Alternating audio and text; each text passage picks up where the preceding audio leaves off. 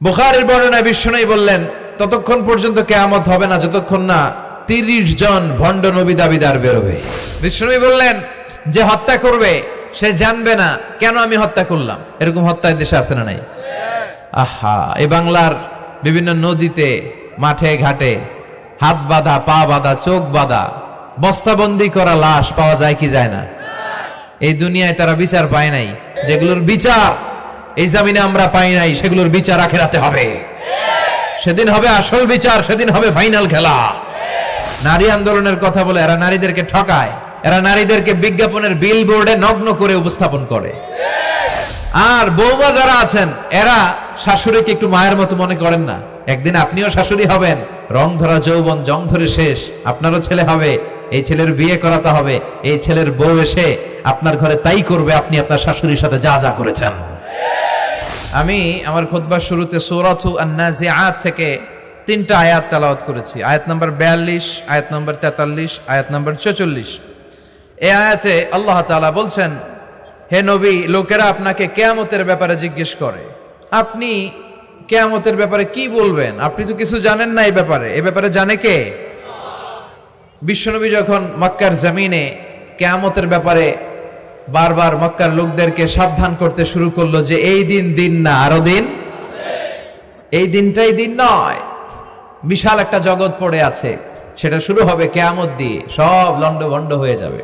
তখন লোকেরা বিশ্বনবীর জিজ্ঞেস করতে শুরু করলো, মুহাম্মদ সাল্লাল্লাহু, এই যে তুমি কিয়ামতের কথা বলো, এটা কবে হবে? ইয়াসআলুনাকা আনিস সাআতি আইয়ানা মুরসাহা ফীমা আনতা মিন যিকরাহা ইলা রাব্বিকা মুনতাহাহা। সুবহানাল্লাহ পড়েন।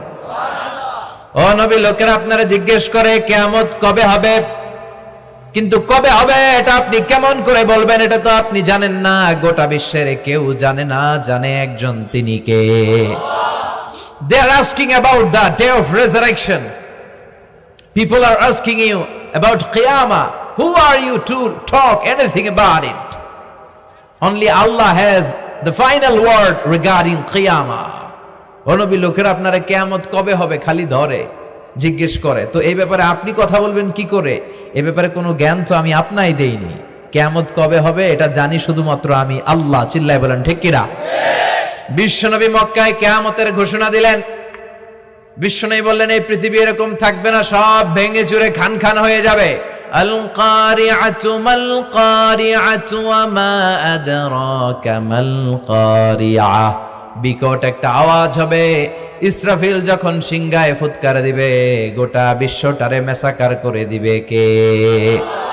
আবার বিশ্বনবী শোনাতে লাগলেন, ইযা যুলজিলাতিল আরদু জিলজালাহা ওয়া আখরাজাতিল আরদু আসকালাহা। বিশ্বনবী বললেন, সেদিন পৃথিবীটা কেঁপে উঠবে, মহা ভূমিকম্প হবে। জমিনের ভেতরে যা আছে, তেলের খনি, গ্যাসের খনি, স্বর্ণের খনি, সবকিছু জমিনটা বমি করে বের করে দিবে। আবার বিশ্বনবী বলতে লাগলেন, ইযা রুজ্জাতিল আরদু রাজ্জাও ওয়া বুসাতিল জিবালু বাসসা। সুবহানাল্লাহ পড়েন। জমিনটা কেঁপে উঠবে, পাহাড়গুলো ভেঙে চুরে দুমড়ে মুচড়ে যাবে, গোটা বিশ্বটা কেঁপে উঠবে, সাগরের বুকে দাউ দাউ করে আগুন জ্বলবে। সেই দিনটা হচ্ছে কিয়ামতের দিন। বিশ্বনবীর মুখ থেকে বারবার বারবার বারবার এই কিয়ামত কিয়ামত শুনতে শুনতে কাফেরদের মনের ভিতরে ভয় ঢুকে গেছে। কাফেররা মনে মনে কয়, এই মুহাম্মদের তো কোনোদিন মিথ্যা কথা বলতে শুনি নাই। শুনছে? বিশ্বনবী ওনার পুরো জীবনে একটি মিথ্যা কথাও বলেছেন, একটি অসত্য কথাও তিনি বলেছেন। ওদের মনের ভিতরে ভয় ঢুকে গেছে, কিরে মুহাম্মদ যা বলে তাই তো হয়। এই যে মুহাম্মদ বারবার বারবার কিয়ামতের কথা বলতেছে, যদি সত্য হয়, যদি, চলো মুহাম্মদের জিজ্ঞেস করি যে এই যে কিয়ামতের কথা তুমি বলো, এটা কবে হবে? সুবহানাল্লাহ পড়বেন না? সবাই এসে জিজ্ঞেস করলো, মুহাম্মদ তুমি তো মিথ্যা বলো না, তুমি সত্যবাদী আর সাদিকাল আমিন, তুমি বলো কিয়ামত হবে, আমাদের জানতে বড় মন চায় কিয়ামত যে হবে, কিয়ামতটা কবে হবে? আল্লাহ তখনই আয়াত নাজিল করে বললেন, নবী ওরা জিজ্ঞেস করে কিয়ামত কবে হবে, কিন্তু আপনি বলবেন কেমনে? বলতে পারে একজন, তিনি কে? ইন্নাস সাআতা লাআতিয়াতুন লা রাইবা ফিহা ওয়ালাকিন্না আকসারান নাসি লা ইউমিনুন। আল্লাহ বললেন কিয়ামতটা হবেই হবে, এতে কোনো সন্দেহ নাই। সন্দেহ আছে নাকি? এটা কিন্তু ঈমানের সাথে সম্পৃক্ত। কিয়ামত যে হবে আমাদের কারো সন্দেহ আছে? কারো সন্দেহ নাই। কেউ কিয়ামতকে ঠেকায় রাখতে পারবে না, এটা হবে। কিন্তু কবে হবে কেউ জানে না, একজন ছাড়া, তিনি কে? ইন্নাল্লাহা ইনদাহু ইলমুস সাআহ, আল্লাহর কাছে আছে এই কিয়ামতের জ্ঞান, কেউ এই জ্ঞান রাখে না। সাইয়েদনা জিবরাইল বিশ্বনবীকে একবার প্রশ্ন করলেন, ইয়া রাসূলুল্লাহ সাল্লাল্লাহু আলাইহি ওয়াসাল্লাম, মাতাস সাআহ, এই যে আপনি কিয়ামতের কথা বলেন, এই কিয়ামতটা কখন হবে? বিশ্বনবী বললেন, মাল মাসউলু আনহা বিআলামা মিনাস সাইল। ও জিবরাইল, তুমি যেমনি জানো না আমিও জানি না। সুবহানাল্লাহ পড়েন। যারা জিজ্ঞেস করা হয়েছে সে জিজ্ঞাসাকারীর চেয়ে ভালো জানে না, মানে তোমার যা দশা আমারও একই দশা, তুমিও জানো না আমিও জানি না, তো জানে কে? আবার এক সাহাবী বললেন, ইয়া রাসূলুল্লাহ মাতাস সাআ, কিয়ামত কবে হবে? বিশ্বনবী কোনো উত্তর না দিয়ে আবার সাহাবীরে প্রশ্ন করলেন, বললেন, ওয়া মাযা আ'দাতা লিস সাআ, কিয়ামত কবে হবে জানার জন্য পাগল হলে কেন? কিয়ামতের জন্য তুমি কি প্রস্তুত করে রেখেছো? সাহাবী বলে, মা আ'দাতু লাহা শাইআন ইয়া রাসূলুল্লাহ, ইয়া রাসূলুল্লাহ আমি কিয়ামতের জন্য কিছুই প্রস্তুত করতে পারি নাই, ইল্লা আন্নী উহিব্বুল্লাহ ওয়া রাসূলুহু, তবে একটা জিনিস আছে, সেটা কি? সেটা হচ্ছে আমি আল্লাহরে আর আল্লাহর রাসূলরে বড় ভালোবাসি। বিশ্বনবী বললেন, ফা ইন্নাকা মা আমান আহবাবতা, তুমি তো ভালো জিনিসে জোগাড় করেছো, জেনে রাখো তুমি যাদেরকে ভালোবাসো কিয়ামতের দিন জান্নাতে ঢুকে কিয়ামতের পরে জান্নাতে তাদের সাথেই তুমি থাকবা। যার সাথে যার ভালোবাসা তার সাথেই তার জান্নাত। চিল্লায় বলেন ঠিক কি না? তাহলে বোঝা গেল এই কিয়ামত হবেই, এই কিয়ামতরে কেউ ঠেকায় রাখতে পারে না। আর কিয়ামত কবে হবে এটা কেউ জানেও না, এমনকি জিবরাইলও জানতেন না। সাইয়েদনা জিবরাইল, এমনকি বিশ্বনবী মুহাম্মদ রাসূলুল্লাহ সাল্লাল্লাহু আলাইহি ওয়াসাল্লামও জানতেন না, জানে শুধু একজন, তিনি কে? কিন্তু অনেকে দেখবেন ইদানিং কালে বলে ফেলে যে অমুক সালে কিয়ামত। অনেক জায়গায় কিন্তু এরকম বলে 25 সালে কিয়ামত, 30 সালে, 35, 40। এটা বলার ক্ষমতা আপনারা দিয়েছে কে? এটা তো মিনাল উমুর আল গায়বিয়াত, অদৃশ্যের খবর। অদৃশ্যের খবর তো কেউ জানে না, কে জানে? অদৃশ্যের খবরের ব্যাপারে কিছু বলতে চাওয়া মানে অদৃশ্যের ব্যাপারে হস্তক্ষেপ করা, এটা কুফরি। তবে বিশ্বনবী কিয়ামতের কিছু আলামত আমাদের সাথে শেয়ার করেছেন। হাদিসের প্রামাণ্য কিতাবগুলোতে যখন আপনি পড়বেন, চ্যাপ্টারগুলোতে পড়বেন, বিভিন্ন জায়গায়, বিভিন্ন নসিহাতে, বিভিন্ন আলোচনায় বিশ্বনবী মুহাম্মদ রাসূলুল্লাহ তিনি বর্ণনা করেছেন যে কিয়ামতের আগ দিয়ে গোটা বিশ্বের, গোটা পৃথিবীর সামাজিক অবস্থা, রাষ্ট্রীয় অবস্থা, পারিবারিক অবস্থা এরকম এরকম হবে। কি কি আলামত বিশ্বনবী বলে গেলেন আমাদের জানার দরকার আছে না নাই? আমরাও কিন্তু অবাক করা কোনো কাণ্ড দেখলে বলে ফেলি এটা কিয়ামতের আলামত, বলি না? কথা বলেন। আমরা যদি বেহায়াপনা দেখি, বিশেষ করে ধর্মপ্রাণ মুরব্বী যারা আছে, এরা বেহায়াপনা দেখলে সহ্য করতে পারে না, এরা বলে এগুলো কিয়ামতের আলামত। আছে না নাই?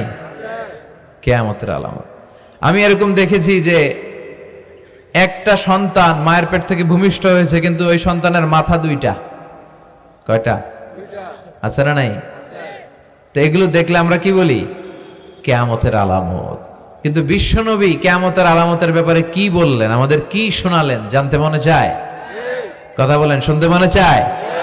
আসেন আজকের এই চমৎকার রজনীতে কিয়ামতের আলামতের ব্যাপারে, আলামাতুল কিয়ামা, আশরাতুস সাআহ, আস-সুগরা ওয়াল কুবরা, এগুলো আমরা জানার চেষ্টা করি।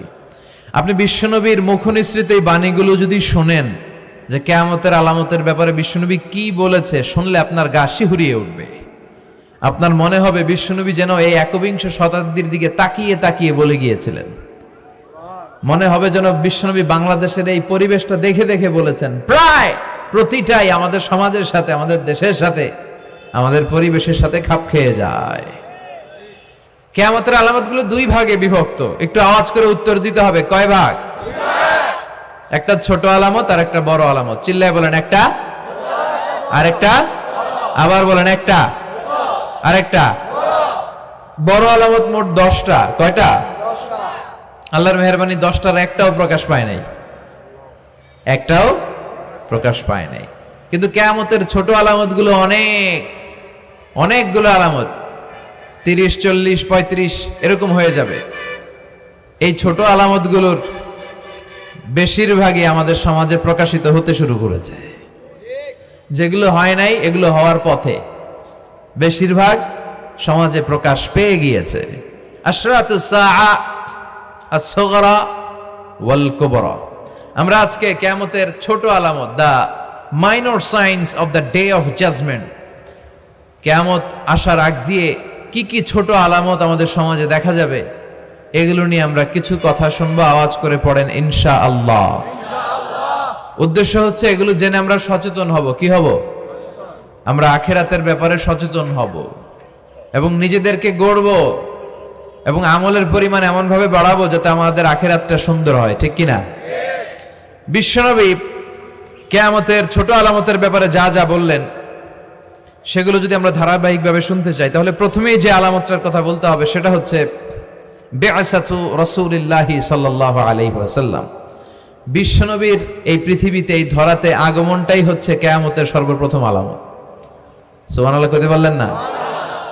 বিশ্বনবীর আগমন পৃথিবীতে হয়েছে কি হয় নাই? কথা বলেন। বিশ্বনবী যে আসছেন আবার চলে গেছেন, বিশ্বনবীর এই আগমনটা হয়ে গিয়েছে পৃথিবীতে কয় বছর চলে গেল? হ্যাঁ, প্রায় 1400-1500 বছর চলে গেল, এখনো কিয়ামত হয় নাই। সুবহানাল্লাহ পড়েন। বিশ্বনবী বলতেন বুইসতু আনা ওয়াস সাআতু কাহাতাইন, আমি এবং কিয়ামত এইভাবে পিঠাপিঠি হয়ে নাজিল হয়েছে। এই আঙ্গুল থেকে এই আঙ্গুলের মাঝখানে যেমনি তেমন কোনো ব্যবধান নাই, আমি বিশ্বনবী আর কিয়ামতের মাঝখানেও তেমন কোনো ব্যবধান নাই। বিশ্বনবী সাহাবাদেরকে বুঝাতে যে প্রায় এরকম আঙ্গুল ব্যবহার করতেন, আঙ্গুল ব্যবহার করতেন, ইশারা দিতেন, আঁকা ঝোঁকা করতেন। এখন আধুনিক শিক্ষা পদ্ধতিতে এগুলো ব্যবহার হতে শুরু হয়েছে। এগুলো সব বিশ্বনবীর মেথোডোলজি। সুবহানাল্লাহ পড়বেন না? বিশ্বনবী আবার আরেক জায়গায় বলেছিলেন আনা ওয়া কাফিলুল ইয়াতীমি কাহাতাইন। আমার আঙ্গুলের দিকে দেখতেছেন?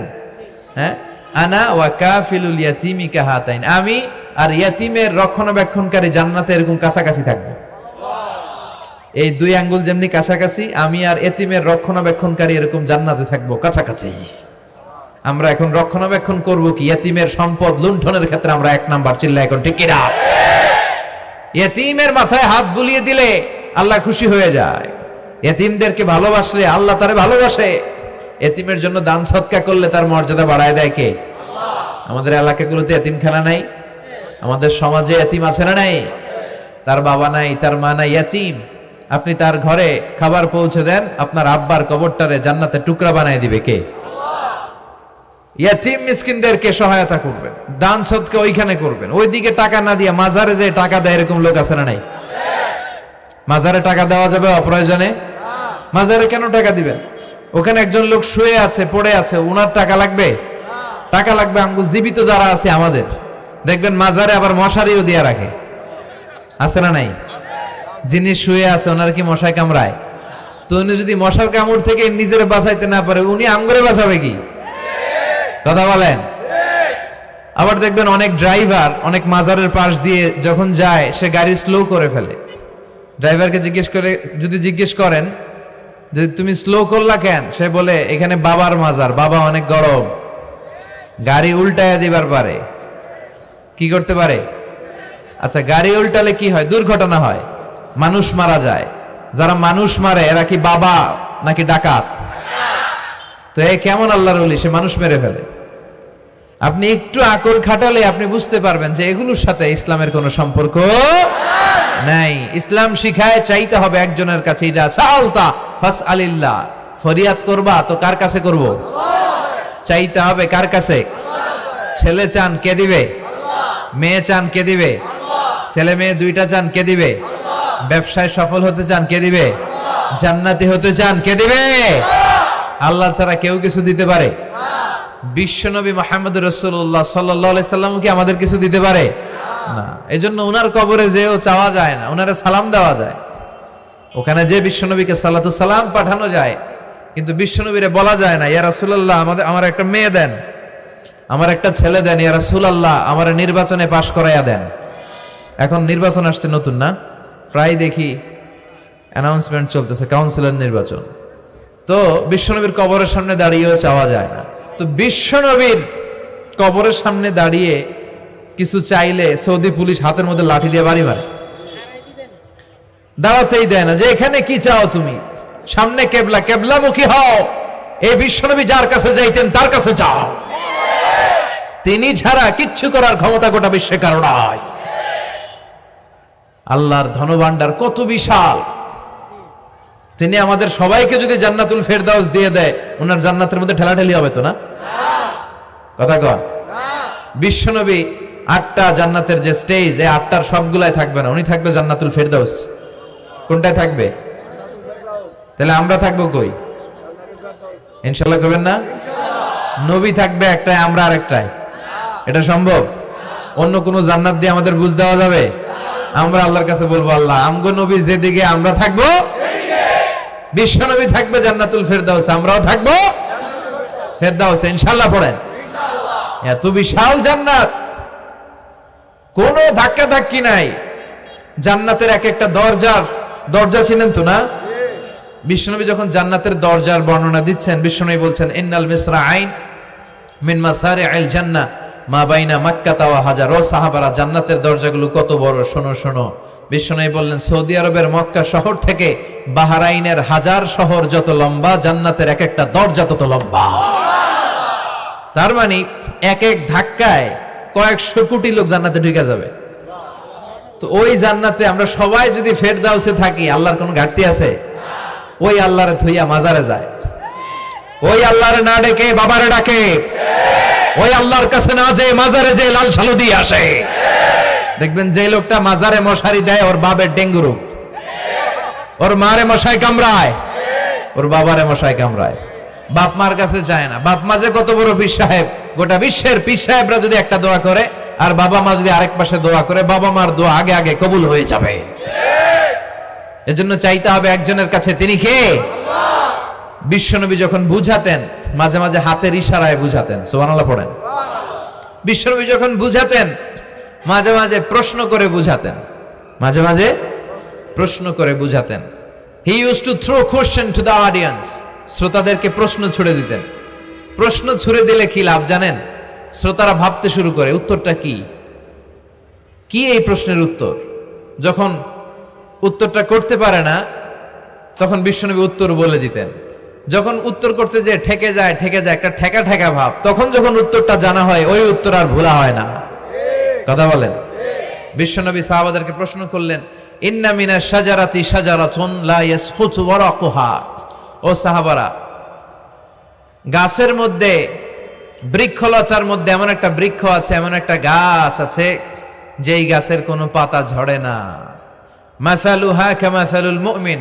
ওই গাছের দৃষ্টান্ত মুমিনের দৃষ্টান্তের মতো। বলো তো, হাদ্দিসুনি মা হিয়া, দেখি তোমরা পারো কিনা ওই গাছটা কি? কেউ পারে না। কেউ বলে ওই গাছ, কেউ বলে মরুভূমির ওই ক্যাকটাস গাছ, কেউ বলে ওই গুলমলতা, কেউ বলে ওইটা, কেউ বলতে পারে না। বিষ্ণু বললেন কারোটা হয়নি। ইন্নাহা নাখলা, এটা হলো খেজুর গাছ। সাহাবারা ভাবসারে খেজুর গাছ তো প্রত্যেক ঘরের পিছনে পিছনে, এটা ধরছে নাকি? ধরলে তো কঠিনটাই ধরবে। এজন্য সাহাবাদের প্রত্যেক বাড়ির পাশে খেজুর গাছ। ওইদিকে মন যায় না, মন গেছে দূরে, দেখি তো কোন গাছ, খুঁজে পায় না। সুবহানাল্লাহ পড়েন। এই যে বিশ্বনবীর শিখানোর পদ্ধতি, education system, how to teach the children, আপনি ছাত্রদেরকে কিভাবে পড়াবেন, এটা বিশ্বনবী হাতে কলমে আমাদেরকে শিখিয়ে গিয়েছে। ওই মজলিসে আব্দুল্লাহ ইবনে ওমর রাদিয়াল্লাহু আনহু আর ওনার বাবা ওমরে ফারুক দুইজনই উপস্থিত ছিলেন। বাড়িতে যাওয়ার পরে ছোট্ট আব্দুল্লাহ ইবনে ওমর সাইয়েদনা ওমরে ফারুককে বলেন, আব্বা, বিশ্বনবী যে আজকে প্রশ্নটা করছিল, আমি কিন্তু উত্তর জানতাম। সুবহানাল্লাহ কইবেন না? ওমর ফারুক বললেন, বলো কি, তুমি জানতা যেটা খেজুর গাছ? আব্দুল্লাহ ইবনে ওমর বলে, না আমি আবি, হ্যাঁ আমি জানতাম। তো বললা না কেন? তুমি যদি আজকে উত্তর দিতে পারতা, তাহলে আরবরা লাল কপালের উট পেলে অনেক খুশি হয়ে যায়। তিনি বললেন, লাল চাঁদওয়ালা উট পেলে মানুষ যেরকম খুশি হয়, আজকে তো আমি অত খুশি হইতাম, বিশ্বনবীর সামনে আমার বুকটা এত বড় হয়ে যেত যে আমার ছেলে উত্তর করতে পেরেছে। আব্দুল্লাহ ইবনে ওমর বললেন, আপনি আমার আব্বা, আশেপাশে চাচারা কেউ পারে না, আমি কেমনে কই? সুবহানাল্লাহ কইবেন না? দেখেন বিশ্বনবীর শিখানোর কত চমৎকার পদ্ধতি। তো সে পদ্ধতির অংশ হিসেবে বিশ্বনবী এরকম আঙ্গুল দিয়ে ইঙ্গিত করতেন আর বলতেন, আনা ওয়া কাফিলুল ইয়াতীমি কাহাতাইন, আমি এবং ইয়াতিমের যত্ন যারা করে তারা জান্নাতে একসাথে এইভাবে থাকবো। আবার কিয়ামতের বর্ণনা দিতে যে বিষ্ণু বললেন আনা ওয়া সাআতু কাহাতাইন, আমি আর কিয়ামত এরকম পিঠাপিঠি, আমার আর এই দুইটা আঙ্গুলের মাঝখানে যেমনি তেমন ব্যবধান নাই, আমি আর কিয়ামতের মাঝখানেও তেমন ব্যবধান নাই। চিল্লায় পড়েন আল্লাহু আকবার। তাহলে বিশ্বনবীর ঘোষণা অনুযায়ী কিয়ামতের প্রথম আলামত হচ্ছে বিশ্বনবীর স্বয়ং আগমন। এটা হয়েছে কি হয় নাই? এরা হতে হেলে দুলে নুরানি তনু কে আসে হায়, সারা দুনিয়ার হেরে মেরে পর্দা খুলে খুলে চায়, সে যে আমার কামলিওয়ালা কামলিওয়ালা। তার ভাবে বিভোল রাঙা পায়ের তলে, পর্বত জঙ্গল টল মল টলে, খুরমা খেজুর বাদাম জাফরানি ফুল ঝরে ঝরে যায়, সে যে আমার কামলিওয়ালা কামলিওয়ালা। সুবহানাল্লাহ পড়েন। এই কামলিওয়ালা নবীর আগমনটাই কিয়ামতের প্রথম আলামত। তাহলে প্রথম আলামত আমরা পাইছি কি পাই নাই? পেয়ে গেলাম। এরপরে বিষ্ণু বলেছেন যুহুর কাসরাতিল ফিতান বিআনওয়াইহা, কিয়ামতের আগ দিয়ে সমাজে ফিতনা ফাসাদ বেড়ে যাবে। পারিবারিক ফিতনা আমাদের আছে না নাই? সামাজিক ফিতনা, একটু আওয়াজ করে উত্তর দিবেন। রাষ্ট্রীয় ফিতনা, নারী ঘটিত ফিতনা, খালি ফিতনা আর ফিতনা। আপনি যেদিকে তাকাবেন ওইদিকেই ফিতনা। আপনি চাইলেও আপনার ঈমান বাঁচাতে পারছেন না। আমরা চাই আমার চোখটা হেফাজত করব, পারছি না। ইউটিউবে ঢুকলাম জাকির নায়েকের লেকচার শুনবো, ইউটিউবে ঢুকলাম শায়েখ সুদাইসের তেলাওয়াত শুনবো, ওদিকে তেলাওয়াতও বাজে আর নিচে সাজেস্টেড ল্যাংটা ভিডিও আছে না নাই? কই যাব আমরা? কিভাবে বাঁচাবো আমাদের চোখ? বায়ে অশ্লীলতা দেখে ডানে তাকায়, দেখি ওদিকে অশ্লীলতা, আবার বায়ে তাকায় ওখানে অশ্লীলতা, সামনে তাকাই অশ্লীলতা, আবার পেছনে তাকাই অশ্লীলতা, নিচে তাকাই অশ্লীলতা, উপরে তাকাই ওদিকে অশ্লীলতা। আমরা যাব কই? আর নাযার সাহামুন মাসমুম মিন সিহাম ইবলিস, এই দৃষ্টি শয়তানের বিষ মাখানো তীরবানের মধ্য থেকে ভয়ঙ্কর তীর। এই তীর দিয়ে শয়তান যুবক যুবতীদেরকে কাবু করে ফেলে। একটা যুবক যুবতীর মধ্যে প্রথমে আই কন্টাক্ট হয়। কি হয়? প্রথমে আই কন্টাক্ট, চোখে চোখে একটা ভাব বিনিময় হয়। হ্যাঁ, এরপরে SMS এর আদান প্রদান হয়। কথা বলেন। এরপরে ডেটিং হয়। ডেটিং কি হয়? এরপর হয় গার্লফ্রেন্ড বয়ফ্রেন্ড। আছে না নাই? এগুলো ভুইঘরে নাই? ভুইঘরের ছেলেপেলেরা আল্লাহওয়ালা। হ্যাঁ, কি ভয়ঙ্কর অবস্থা। আমরা ছোটবেলায় এই সমস্ত গার্লফ্রেন্ড বয়ফ্রেন্ড কি বুঝতামই না। এখন ক্লাস 5 থেকে শুরু, ক্লাসে যারা যারা আছে ভাগাভাগি হয়ে যায় কোনটা কার। আছে না নাই? কয় এইটা আমার, মানে আমার ফ্রেন্ড, এটা আমার এই কি ফ্রেন্ড, গার্লফ্রেন্ড। প্রিয় ভাইয়েরা, এগুলো আমাদের সংস্কৃতি নয়। বিবাহ বহির্ভূত যে কোনো ধরনের নারী পুরুষের সম্পর্ককে হারাম করেছে কে? আল্লাহ। আসুন আমরা বিয়েটাকে সহজ করি, আর্লি ম্যারেজ ক্যাম্পেইন করি। আর কত বলবো, যতদিন বেঁচে থাকি বলবো, বিয়েটারে সহজ করে দেন। ছেলের বাবা যারা আছেন, মেয়ের বাবা যারা আছেন, বিয়েটা সহজ করে দেন। তা না হলে এই যে 14ই ফেব্রুয়ারি গুলো যায়, আছে না নাই? কি নাম? কি? বিশ্ব বেহায়া। আহা, এগুলো আগে ছিল না। এগুলো সব কিয়ামতের আলামত। চিল্লা এখন ঠিক কিনা? এই দিবসগুলোতে আপনার উঠতি বয়সের তরুণী মেয়ে, আপনার ছেলে যে পাপগুলো করে বিয়ে না করার কারণে, এই পাপগুলোর একটা পার্সেন্টেজ গুনাহ আপনার আমলনামায় আছে না নাই? এজন্য খবরদার, বাবা মা যারা আছেন ছেলে মেয়েদেরকে সময় মতো বিয়ে করিয়ে দেন। আমাদের দেশে বিয়ে অনেক সময় অনেক দেরি হয়ে যায়, বিশেষ করে ছেলেদের দেরি হয়ে যায়। বলে তুই নিজের পায়ে দাঁড়া। তো এতদিন ও কার পায়ে দাঁড়াইছে? ও তো নিজের পায়ে দাঁড়িয়েছে, একটু সহযোগিতা করেন না আপনি, বিয়েটা সহজ করে দেন। বিয়ের চেয়ে ভালো কাজ পৃথিবীতে নাই। হ্যাঁ, ইয়াং পোলাপানরা অনেক খুশি হয়ে গেছে। হ্যাঁ, বিয়ে করবে তোমরা। বিয়ে বহির্ভূত জিএফ বিএফ এর দরকার আমাদের নাই। চিল্লায় বলেন ঠিক কিনা? এগুলোর বিরুদ্ধে আমাদের জিহাদ। ইসলামের ইমেজকে, আমাদের মোরালিটি, আমাদের এথিক্যাল স্ট্যান্ডিং পয়েন্ট যেখানেই নষ্ট হবে, ওগুলোর বিরুদ্ধে আমাদেরকে সোচ্চার হতে হবে। এই নৈতিকতার অবক্ষয় হতে হতে এমন পর্যায়ে ঠেকেছে বাংলাদেশটা এখন জাহান্নামের টুকরা হয়ে গিয়েছে। এখন মেডিকেলের ডাস্টবিনে ছোট্ট ছোট্ট নবজাতক বাচ্চার লাশ পাওয়া যায়। এগুলো সব 14ই ফেব্রুয়ারি পালনের ফসল। এগুলোর সাথে মুসলমানদের কোনো সম্পর্ক থাকতে পারে না। এগুলো ইসলামের সাথে কোনো সম্পর্ক নাই। এগুলো হচ্ছে পাশ্চাত্য থেকে আমদানি করা, পার্শ্ববর্তী দেশ ভারত থেকে আমদানি করা। আমাদেরকে যে ইসলামের সুশীতল বাণী বিশ্বনবী শিখিয়েছেন, আমাদের জানিয়েছেন, দ্যাটস এনাফ ফর আস, এটাই আমাদের জন্য যথেষ্ট। এজন্য এই যুগটা হচ্ছে বিশ্বনবী বললেন ফিতনার যুগ। আখিরি জামানায় জ্বলন্ত আগুনের কয়লা নিয়ে হাতে রাখাটা সহজ হয়ে যাবে, কিন্তু ঈমান নিয়ে টিকে থাকা কঠিন হয়ে যাবে। আপনি চাইলেও ভালো থাকতে পারবেন না, আপনি হকের কথা চাইলেও বলতে পারবেন না। ঝুঁকি আছে না নাই? গুম আছে না নাই? ক্রস ফায়ার আছে না নাই? কে কোন দিক দিয়ে গুম টেরি পাওয়া যাবে না।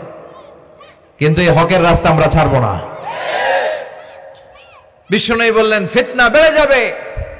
আপনি হক হালাল মেনটেন করতে চান কিন্তু পারবেন না। আপনি ঘুষ খাবেন না, কি হবে? টেবিলের নিচ দিয়া ঘুষ, উপর দিয়া ঘুষ, সব জায়গায় ঘুষ। আপনার পাশে যে চাকরি করে সে খায় ঘুষ, ও খায় ঘুষ, নিচের কর্মচারী খায় ঘুষ, উপরের বসও খায় ঘুষ। কথা বলেন, আপনি চাইলেও পারছেন না। এজন্য বিশ্বনবী সবসময় দোয়া করতেন, আল্লাহ ফিতনা থেকে আমাদেরকে বাঁচাও। বিশ্বনবী পড়তেন আল্লাহুম্মা ইন্না নাউযু বিকা মিনাল ফিতান মা যাহারা মিনহা মা বাচান। হে আল্লাহ, প্রকাশ্য অপ্রকাশ্য সব ফিতনা থেকে তুমি আমাদেরকে বাঁচাও। চিল্লায় পড়েন আমিন। আওয়াজ করে আমার সাথে পড়েন আল্লাহুম্মা ইন্না নাউযু বিকা মিনাল ফিতান মা যাহারা মিনহা ওয়া মা বাতান। এর মানে হচ্ছে হে আল্লাহ, প্রকাশ্য অপ্রকাশ্য, দেখা যায় দেখা যায় না, এরকম সব ফিতনা থেকে তুমি আমাদেরকে বাঁচাও। তাহলে এই যে বিশ্বনবী বললেন কিয়ামতের আগে ফিতনা বেড়ে যাবে, এই আলামতটা সমাজে আছে না নাই? আমাদের আশেপাশে ফিতনা আছে না? আচ্ছা, এরপরে বিশ্বনবী বললেন খুরুজ মুদ্দাঈন নবুওয়া, কিয়ামতের আগ দিয়ে ভণ্ড নবী দাবিদার বেড়ে যাবে। বুখারীর বর্ণনায় বিশ্বনবী বললেন ততক্ষণ পর্যন্ত কিয়ামত হবে না যতক্ষণ না 30 জন ভণ্ড নবী দাবিদার বেরোবে। ভণ্ড নবী দাবিদার, একটাও নবী না। কুল্লুহুম কাযযাবুন দাজ্জালুন, সবগুলো মিথ্যাবাদী, কাযযাব আর দাজ্জাল। বিশ্ব নবী হচ্ছেন সর্বশেষ নবী। আমার নবীর পরে আর কোন নবী আসবে? আমার রাসূলের পরে আর কোন রাসূল আসবে? এই কথাটা যারা মানবে না তার ঈমান থাকবে? মা কানা মুহাম্মাদুন আবা আহাদিম মির রিজালিকুম ওয়ালাকিন রাসূলুল্লাহি ওয়া খাতামান নাবিয়্যিন। মুহাম্মদ তোমাদের কোন ছেলেদের পিতা নয়, তিনি হলেন আল্লাহর রাসূল, তিনি হলেন শেষ রাসূল। খাতামান নাবিয়্যিন, সাইয়েদনা আদম থেকে শুরু করে নবী আসার যে ধারাবাহিকতা, এটা বিশ্ব নবীর মাধ্যমে এই চেইনটাকে কাট আপ করে দিয়েছে কে? আমার নবীর পরে কোনো নবী নাই। বিশ্বনবী বলতেন লা নাবিয়্যা বা'দি ওয়ালা রাসূলা, আমার পরে নবীও নাই রাসূলও নাই, তবে লাউ কানা বা'দি নাবিয়্যুন লাকানা উমর, আমার পরে যদি কেউ নবী হতো আমার সাহাবী ওমর নবী হয়ে যেত। প্রভু তুমি বলেছো রাসূল দেবে না, বলনি দেবে না ওমর, বলনি দেবে না হামজা তারিক, খালিদ বিজয়ী সমর। প্রভু তুমি বলেছ রাসূল দেবে না, সুবহানাল্লাহ পড়েন। ওমরে ফারুক নবী হয়ে যেত, এমন কোয়ালিটি ছিল। আসাদুহুম ফি আমরিল্লাহি উমর, আল্লাহর আইন বাস্তবায়নের ক্ষেত্রে গোটা বিশ্বের মধ্যে সবচেয়ে শক্ত ছিলেন সাইয়েদনা ওমর। আর এই উম্মতের মধ্যে সবচেয়ে নরম দিলের ছিলেন সাইয়েদনা আবু বকর। আরহামু উম্মতি বি উম্মতি আবু বকর। তিনি যখন নামাজে দাঁড়াতেন, সালাতে দাঁড়াতেন, উনি যখন তেলাওয়াত শুরু করতেন, ওনার কান্নার আওয়াজে তেলাওয়াতের আওয়াজ বোঝা যেত না। আর আমাদের নামাজে কান্না আসে? হ্যাঁ, নামাজে দাঁড়াইলেই সারাদিন যেটা মনে পড়ে না ওটা নামাজে দাঁড়াইলেই মনে পড়ে, আছে না নাই? নামাজেও দাঁড়ায়, আবার বিপিএল এ কি হইলো ওই টেনশন আছে না নাই? নামাজও পড়ে, আবার মাশরাফি কি আউট, এখন তো আবার উনি কি এমপি না, মাননীয় এমপি মাশরাফি। এমপি বললে কেমন জানে লাগে, শুধু মাশরাফি বলতে ভালো লাগে, কথা কন। তো উনি কি আউট নাকি ছক্কা, এই টেনশন গুলো আছে না নাই? এই তো আমাদের নামাজ। এই নামাজগুলো মিজানের পাল্লায় উঠালে কোনো ওজন হবে? কথা বলেন। বিশ্বনবী যখন সালাত পড়তেন, বিশ্বনবীর পা গুলো ফুলে হাত্তা তাতাওয়াররামু খাদামা, টিউমার যেমনি ফুলে থাকে বিশ্বনবীর পা গুলো ফুলে যেত। তাহাজ্জুদ পড়তে পড়তে দাঁড়িয়ে থাকতে থাকতে হাত দুইটা প্যারালাইজড হয়ে যেত, আর নাড়াতে পারে না। এরপরে তিনি হাত ছেড়ে দিতেন প্রশান্তির জন্য, এরপরে হাত ছেড়ে দিয়ে কেরাত পড়তেন, আবার যখন ভাল লাগতো আবার ধরতেন। সুবহানাল্লাহ পড়ে। আলী কারামাল্লাহু ওয়াজহার পায়ের ভেতরে এক যুদ্ধে তীর ঢুকে গেল। এই তীর টেনে বের করা যায় না, তীর টান দিলেই উনি চিৎকার মারে, জখম হয়েছে অনেক ভিতরে। বিশ্বনবী বললেন, আরিহনা বিসসালাহ ইয়া বিলাল, আকিমিস সালাহ, বেলাল আজান দাও, নামাজ শুরু করি। নামাজ শুরুর আগে আরেক সাহাবীরে বললেন, আলী যখন জামাতের কাতারে দাঁড়াবে, তুমি নামাজে না দাঁড়িয়ে আলীর পায়ের সামনে যে ওই পায়ের তীরটা টান দিয়ে বের করবা। সুবহানাল্লাহ পড়েন। একামত হলো, বিশ্বনবী সালাত শুরু করলেন। বিশ্বনবীর কথা অনুযায়ী ওই সাহাবী যে আলী কাররামাল্লাহু ওয়াজহার পা থেকে টান দিয়ে তীরটা বের করে নিয়ে আসলেন, ফিনকি দিয়ে রক্ত বের হলো, জায়গাটা রক্তে সয়লাভ, কিন্তু সাইয়েদনা আলী কাররামাল্লাহু ওয়াজহা টেরই পায় নাই। সালাত শেষ, উনি দেখেন পায়ের মধ্যে তীর নাই, রক্তের সয়লাভ, যেখানে দাঁড়ালেন ওখানেই খালি রক্ত। বিশ্বনবীরে বললেন, ও নবী আমার পায়ের তীর কই? বিশ্বনবী বললেন, আলী রে, আমি জানি তুমি যখন যায় নামাজের জন্য দাঁড়িয়ে যাও, দিন দুনিয়ার হুঁশ তোমার থাকে না, তোমার হৃদয়টা এখানে থাকে না, দেহটা এখানে থাকে, হৃদয়টা চলে যায় আল্লাহর আরশের উপরে। সাহাবারা যখন মরুভূমিতে নামাজ পড়তেন, মরুভূমির পাখিগুলো এসে সাহাবাদের মাথার উপরে বসে যেত। পাখিগুলো মনে করতো এগুলো মরুভূমির খেজুর গাছটা হবে। কি হবে? কারণ নড়ে চড়ে না তো, আমাদের মতো তো এরকম দাড়ি চুলকা না, এরকম জামা ঠিক করে না, দাঁড়াইছে তো দাঁড়াইছেই। সুবহানাল্লাহ পড়েন। তো ইবাদতে এরকম আন্তরিকতা, একাগ্রতার দরকার আছে না নাই? বিশ্বনবীর পরে কোন নবী হবে না, কিন্তু বিশ্বনবী বললেন কিয়ামতের আগে এরকম অনেক ভণ্ড নবী দাবিদার বের হবে। বিশ্বনবীর সময়কালেই এক ভণ্ড নবী দাবিদার বের হয়েছিল, ওর নাম হচ্ছে মুসাইলামাতুল কাযযাব। এসে বলে, মুহাম্মদ আন-নবুওয়া নিসফুন লাকা ওয়া নিসফুন লি, তুমি একা নবী নও, নবুয়ত অর্ধেক তোমার অর্ধেক আমার, আমারটা আমারে বুঝায় দাও। বিশ্বনবী বললেন, তোরে বুঝায় দেব? আনতা লাস্তা মুসাইলামা ফাকাত, আনতা মুসাইলামাতুল কাযযাব, আজ থেকে তুই শুধু মুসাইলামা না, তুই ভণ্ড মুসাইলামা, তুই মিথ্যাবাদী মুসাইলামা। বিশ্বনবীর পরে এরকম আলজেরিয়াতে অনেক ভণ্ড নবী দাবিদার বের হয়েছে। এই যে ভারতবর্ষের ইন্ডিয়া পাকিস্তান, এখানে পাঞ্জাব একটা এলাকা আছে, নাম শুনছেন? মির্জা গোলাম আহমদ কাদিয়ানি, এই বেয়াদবটাও নবুয়ত দাবি করেছে। নাউজুবিল্লাহ পড়তে পারলেন না? সে প্রথমে দাবি করছে আমি শেষ নবী, এরপরে সে দাবি করছে আমি ইমাম মাহাদি, এরপর সে দাবি করছে আমি ঈসা আল মাসিহ। এই ভণ্ডটার অনুসারী বাংলার জমিনে আছে না নাই? এদেরকে রাষ্ট্রীয়ভাবে কাফের হিসেবে আখ্যা দেওয়ার দরকার আছে না নাই? এত আন্দোলন হয়, এত কথা হয়, কিন্তু সরকারের টনক নড়ে না। এদেরকে রাষ্ট্রীয়ভাবে কাফের হিসেবে ঘোষণা দিতে হবে, সার্কুলার জারি করে চিল্লায় বলেন ঠিক কিনা? এরা মুসলমান নয়। কারণ আপনি শুধু লা ইলাহা মানলেই মুসলমান হতে পারবেন না, মুমিন হতে পারবেন না। বিশ্বনবীর উপর সাক্ষী দেওয়ার দরকার আছে না নাই? বিশ্বনবী শেষ নবী, ওনার পরে কোনো নবীও আসবে না, কোনো রাসূলও আসবে না, চিল্লায় বলেন ঠিক কিনা? এই বেয়াদবটা পায়খানা করতে যায় টাঙ্কি ভাঙ্গা গুয়ের টাঙ্কিতে বইরা মরছে। শত শত বছরের ময়লা পায়খানাটার মধ্যে জমা, গু খাইতে খাইতে পেটটা হয়েছে এত বড়, আর পারে না। আল্লাহকে খা, জনমের খাওয়া। নবীরা যেখানে মারা যায়, নবীরা নিজে পবিত্র, যেখানে মরে ওই জায়গাটাও, কিন্তু বেয়াদবটা কই মরছে? হ্যাঁ, বাথরুমের টাঙ্কির ভিতরে। তো মেথর নিয়ে আসা হয়েছে, মেথর ভাইরা এসে রশি দিয়ে ওটার উঠায়। কিছু দূর ওঠার পরে এত ওজন, রশি রশি ভাঙ্গে আবার ধস করে পড়ে, আবার উঠায়, আবার পরে আল্লাহকে জনমের মতো ঘু খাইয়া নে। বিষ্ণুর সাথে বেয়াদবি করেছিস, তোর ইজ্জতের 12টা আমি বাজায় দিলাম, চিল্লা এখন ঠিক কিনা?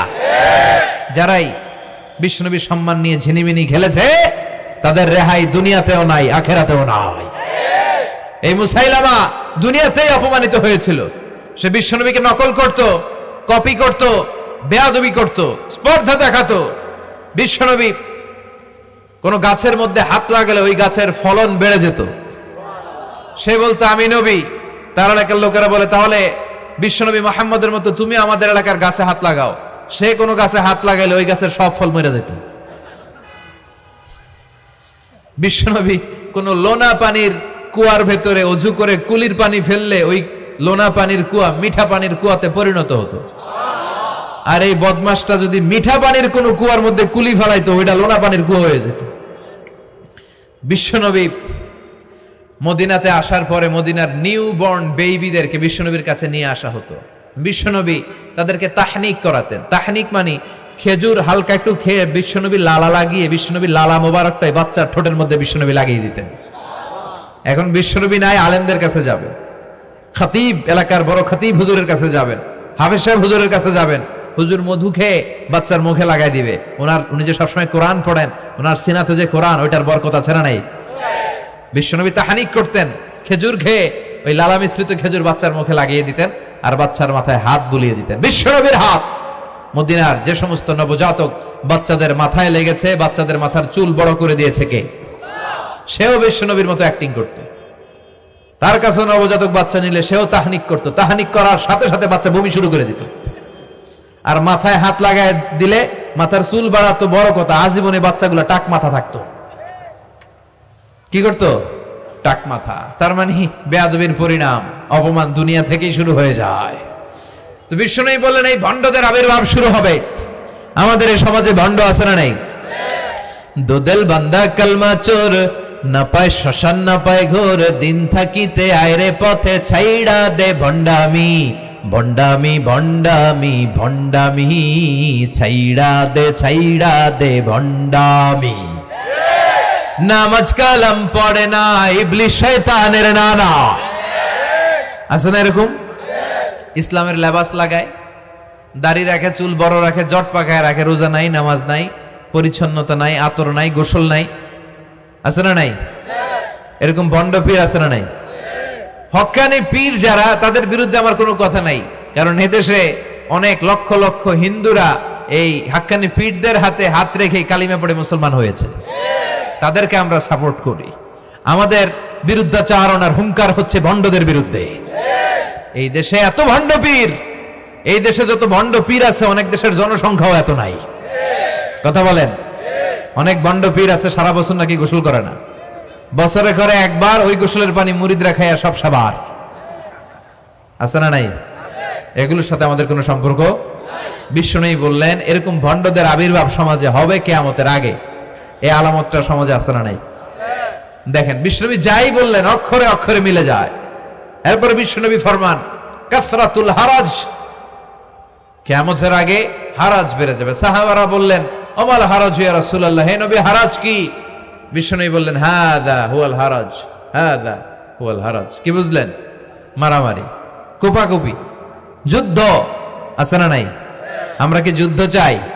যুদ্ধ নয় আর যুদ্ধ নয়, নয় আর কোন তাজালা, সেই পৃথিবী আমাদের সকল মানুষের হোক নিরাপদ আবাস, সেই পৃথিবী আমাদের সকল মানুষের হোক নিরাপদ আবাস। We don't want to see any war in the whole world. We don't want to see any war in the whole world. ঠিক কি না? আমরা কোনো যুদ্ধ দেখতে চাই না, মারামারি দেখতে চাই না, অন্যায় হত্যাকাণ্ড বিচার বহির্ভূত কোন হত্যাকাণ্ড আমরা এদেশে দেখতে চাই না। বিশ্বনবী বললেন কিয়ামতের আগে এগুলো বেড়ে যাবে। বিশ্বনবী বললেন যে হত্যা করবে সে জানবে না কেন আমি হত্যা করলাম। এরকম হত্যা দেশে আছে না নাই? উপরের নির্দেশ, উপরের টেলিফোন, শুট করো, পোশাকি বাহিনী পিস্তল আছে, শুট করে দিল, কিন্তু কেন সে মারলো ওই সৈনিক জানে না। এরকম আছে না নাই? আবার যে নিহত হইল সেও জেনে মরতে পারলো না যে আমি কেন মরলাম। কথা কন? আহা, এই বাংলার বিভিন্ন নদীতে, মাঠে ঘাটে হাত বাঁধা, পা বাঁধা, চোখ বাঁধা, বস্তাবন্দি করা লাশ পাওয়া যায় কি যায় না? এই দুনিয়ায় তারা বিচার পায় নাই, কিন্তু এগুলোর বিচার আছে না নাই? এগুলোর বিচার যদি না থাকতো, the worldly life will be a joke. এই পৃথিবীটা একটা জোকিং হইতো, জোকিং। জোক করার জন্য আল্লাহ পৃথিবী বানায় নাই। যেগুলোর বিচার এই জমিনে আমরা পাই নাই, সেগুলোর বিচার আখিরাতে হবে। সেদিন হবে আসল বিচার, সেদিন হবে ফাইনাল খেলা। সেদিন হবে কি খেলা? বিশ্বাস হয়? অপেক্ষা আছে না নাই? সবগুলোর বিচার হবে ইনশাআল্লাহ। পড়েন, আপনার জমি মেরে খাইছে, দুনিয়ায় বিচার পান নাই, আহকামুল হাকিমিনের বিচার আছে না নাই? আপনাকে অন্যায় ভাবে আঘাত করেছে, দুনিয়ার বুকে বিচার পান নাই, আখিরাতে বিচার আছে না নাই? বিশ্বনবী বললেন এই মারামারিটা বেড়ে যাবে কিয়ামতের আগ দিয়ে। এখন দেখেন খালি মারামারি, কুপাকুপি। 2 টাকার টেম্পু ভাড়া লইয়া একজন একজনের মেরে ফেলাইছে। কয় টাকার? নাউজুবিল্লাহ পড়বেন না? আল্লাহ এই ফিতনা থেকে তুমি আমাদের বাঁচাও। এরপর বিশ্বনবী বললেন দিয়াউল আমানা, কিয়ামতের আগ দিয়ে আমানতের খেয়ানত হবে। এটা আমাদের সমাজে আছে না নাই? বিশ্বনবী বললেন কিয়ামতের আগ দিয়ে আমানতের খেয়ানত হতে থাকবে। ইদা দুইয়াতিল আমানাতু ফান্তাযিরিস সাআ। সাহাবারা প্রশ্ন ছুড়ে দিলেন, ইয়া রাসূলুল্লাহ মাতা সাআ, কখন কিয়ামত হবে? বিশ্বনবী বললেন ইদা দুইয়াতিল আমানা, যখন আমানতের খেয়ানত হবে তখন কিয়ামত হবে। সাহাবীরা আবার প্রশ্ন ছুড়লেন, কাইফা ইদাআতুহা ইয়া রাসূলুল্লাহ, হে নবী আমানতের খেয়ানত কেমন করে হবে? বিশ্বনবী বললেন ইদা উসিদাল আমরু ইলা গায়রি আহলিহি ফান্তাযিরিস সাআ, যে লোকটা যেই চেয়ারে বসার যোগ্য নয় তাকে যখন ওই চেয়ারে বসিয়ে দেওয়া হবে তখনই কিয়ামত হয়ে যাবে। এরকম আমানতের খেয়ানত তো ভুইগরে নাই। ধরেন একজনরে আপনারা প্রধান বক্তা হিসেবে দাওয়াত দিলেন, জানে না কোরআন, জানে না হাদিস, জানে না বক্তৃতা, এটা কিয়ামতের আলামত না? এটা আমানতের খেয়ানত না? এই দেশের শিশু বক্তা আছে না নাই? কথা কন। আহা, এদিকে আর কি মানুষ হয়েছে? শিশু বক্তা হইলে 3 গুণ হবে। বিল্ডিং টিল্ডিং ভাঙ্গা, প্যান্ডেল ম্যান্ডেল খুললা, অবস্থা সারা। এত মানুষ, ও যে কি বলে ও নিজেও জানে না, কি যে জানে না ওইটাই জানে না। সবকিছুর একটা বয়স আছে। তোমাকে পড়াশোনা করতে হবে, তোমাকে ডিগ্রি অর্জন করতে হবে, তোমাকে জানতে হবে, তোমাকে বিশ্লেষণ করার, অ্যানালাইসিস করার ক্ষমতা রাখতে হবে। ছোট বাচ্চা যদি মুরব্বির মতো কথা বলে আমরা এটার বেয়াদব বলি। আপনারা বই করে কি বলেন? বেয়াদব। পাশে খতিব সাহেব হুজুর, এখানে হাফেজ সাহেব হুজুর, এখানে ইমাম সাহেব হুজুর, এখানে কামিল মাদ্রাসার প্রিন্সিপাল, এখানে জগৎ বিখ্যাত মুহাদ্দিস, আর সে বেয়াদবের মতো পায়ের উপর পা তুলে আঙ্গুল নাড়িয়ে নাড়িয়ে কথা বলে। এটা কিয়ামতের আলামত। এগুলো বন্ধ করেন, এগুলোর সাথে ইসলামের সম্পর্ক নাই। যারা কোরআনের কথা জানে, যারা আলেম, তাদেরকে দাওয়াত করেন, জ্ঞান গর্ভ আলোচনা করবে, আপনার জীবনকে উজালা করে দিবে কে? আল্লাহ। কিন্তু লোক জড়ো করার জন্য এগুলো করে। আহা, তাফসীর মাহফিলের ভিতরে এই শো অফ, খালি লোক দেখানো মানসিকতা। কে আসলে বেশি লোক হবে এরা দাওয়াত করো। মাহফিল হইলে এরা লাগবে, ওরে লাগবে, এরা লাগবে। আমগো অবস্থা হালুয়া টাইট। 15,000 দাওয়াত ইনভাইটেশনের মধ্য থেকে 90টা প্রোগ্রাম রেখেছে এই বছর। 15,000। এটা কিয়ামতের আলামত না? সুবহানাল্লাহ কয়। আর এটা কিয়ামতের আলামত কেন? আমারে লাগবে কেন? আপনার এলাকায় মুহাদ্দিস নাই? আপনার এলাকায় মুফাসসির নাই? মিজানুর রহমান আজহারীকে লাগবে কেন? মিজানুর রহমান আজহারী যেখানে সুযোগ হবে 2-4 জায়গায় প্রোগ্রাম করবে। এখন তো ইউটিউবে সব দেখা যায় যে এত চ্যানেল, অনেক মাহফিলে এত শ্রোতাও নাই।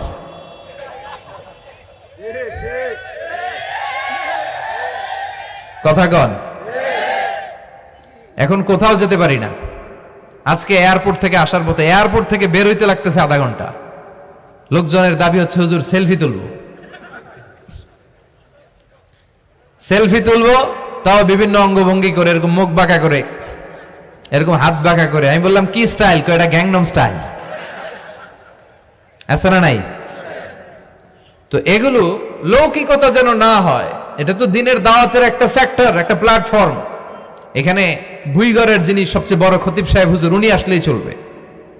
বড় আলেম উনি আসলেই চলবে। পাবনা জেলার বড় আলেম পাবনায় কথা বলবে, আর অন্যান্য জেলার যদি সুযোগ হয়। কিন্তু এমন ভাবে এটারে আমরা একটা আক্রমণাত্মক জায়গায় নিয়েছি। একটা ডেটের জন্য মানুষ সিআইপি ভিআইপি দিয়ে ট্রাই করে, এটা ঠিক না। এই টেন্ডেন্সি থেকে আমরা যেন বেরিয়ে আসি। আমরা, আমাদের দরকার ইখলাস। কি দরকার? ইখলাসের বড় অভাব। আবার মাহফিলে গেলে আমাদেরকে অনেক ক্রাইটেরিয়া দেয়, বলে হুজুর আপনার কিন্তু আজকে কাঁপাইতে হবে। আমি আসছি কোরআন থেকে কথা বলতে, এখানে কাঁপাকাঁপি হলে তো ভূমিকম্প হয়ে যাবে। কথা বলেন। আবার বলে হুজুর আপনার কিন্তু আজকে জমাই দিয়া যাইতে হবে। কি করতে হবে? জমাইতে হবে। তো এগুলোর সাথে ইখলাসের কোনো সম্পর্ক আছে? আবার বলে হুজুর কেউ যেন না ওঠে, আপনার কিন্তু ধরে রাখতে হবে। মানে আমনে করে সবাইরে ধরে রাখতে হবে, পাও ধরে থাকেন। এগুলোর সাথে হেদায়েতের কোনো সম্পর্ক, এজন্যই তো সমাজে হেদায়েত নাই। মাহফিলের পরে মাহফিল হয়, ফজরের নামাজটা ঠিকমতো হয় না। হেদায়েত শূন্য, হেদায়েত নাই, ইখলাস নাই। কি উদ্দেশ্যে শুনতেছি এটা যেন খেয়াল করে আমল করতে পারে, এই টেন্ডেন্সিটা নাই। আসুন আমরা একটু থামি, স্টপ, থামেন, অনেক হয়েছে। আন্না ইসলাম কি বলে, কি শিখাতে চায়, কি বুঝাতে চায়, ওইটা বুঝার চেষ্টা করেন, ওইভাবে মানার চেষ্টা করেন। কে কি বললো দেখার দরকার নাই, এত লোক জড়ো হওয়ার দরকার নাই। আজকে যদি চ্যানেল একটাও না থাকতো, 10 জন বসে যদি আমার কথা শুনতো, কোনো সমস্যা আছে? কথা বলেন। এজন্য হেদায়েতটা সবচেয়ে বেশি জরুরি, ইখলাসটা জরুরি, আল্লাহর প্রতি ভয়, আস্থা, ভালোবাসা, এটা বেশি জরুরি। আল্লাহ তুমি ইখলাস দিয়ে আমাদের হৃদয়টাকে পূর্ণ করো। তাহলে এই যে লোক যে চেয়ারে বসার যোগ্য না, ওই লোক যদি ওই চেয়ারে বসে, কিয়ামতের আলামত আছে না নাই? চেয়ারম্যান হওয়ার যোগ্যতা যদি না থাকে, যদি চেয়ারম্যান হয়ে যায়, হ্যাঁ, সাইয়্যিদুল কওমি খাদিমুহুম, নেতা হবে তারা যারা মানুষকে খেদমত করবেন। খেদমত করার জন্য 1.5 কোটি টাকা খরচ করে চেয়ারম্যান ইলেকশন করে, 5 কোটি টাকা। এগুলো কেন? এই ট্রেডিশন দেশে আসলো কেন? উনি টাকা খরচ করবে কেন? ওনার চা খাওয়ানো আর সিগারেট খাওয়ানো লাগবে কেন? উনি তো আমাদের খাদেম হওয়ার জন্য আসছে। উনি জনপ্রতিনিধি হয়ে দাঁড়াবে, যাকে আপনারা পছন্দ করবেন ভোট দিবেন না। হাজার হাজার কোটি টাকা, শোডাউন, শো অফ আছে না নাই? কিয়ামতের আলামত। মসজিদের সভাপতির সাথে মসজিদের কোনো সম্পর্ক নাই, আছে না নাই? সব সভাপতিকে আমি এক পাল্লায় মেপে দিচ্ছি না, বেশিরভাগের এই অবস্থা। ভালো 2-1 জন আছে, আমি জেনারেলাইজ করছি না। সভাপতি তো হবেন তিনি যার সাথে মসজিদের দরদ বেশি, মায়া বেশি, মসজিদে যায় বেশি, ঠিক কি না? এখন বছরে ওনারা একবার খুঁজে পাওয়া যায় না, উনি সভাপতি, উনি সেক্রেটারি, উনি ক্যাশিয়ার, আছে না নাই? তার মানে উনি এখানে বসার যোগ্য ছিল না, ওনারে বসানো হয়েছে। যেই লোক যেই চেয়ারে বসার যোগ্য নয়, তারা যখন ওই চেয়ারে বসিয়ে দেওয়া হবে, বিশ্বনবী বললেন তখনই কিয়ামত হয়ে যাবে। কিয়ামতের আলামত আমানতের খেয়ানত, এটা অনেক বড় বিষয়। আমার সম্পদ আছে, এই সম্পদটা আল্লাহর দেয়া আমার কাছে আমানত। আমার শক্তি আছে, এই শক্তি আমানত।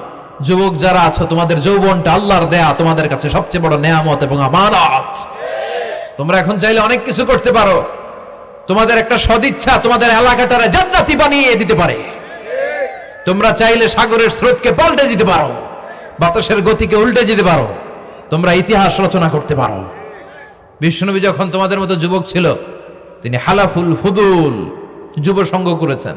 গানের কনসার্ট করে নাই, যাত্রাপালা করে নাই, নাচানাচি করে নাই।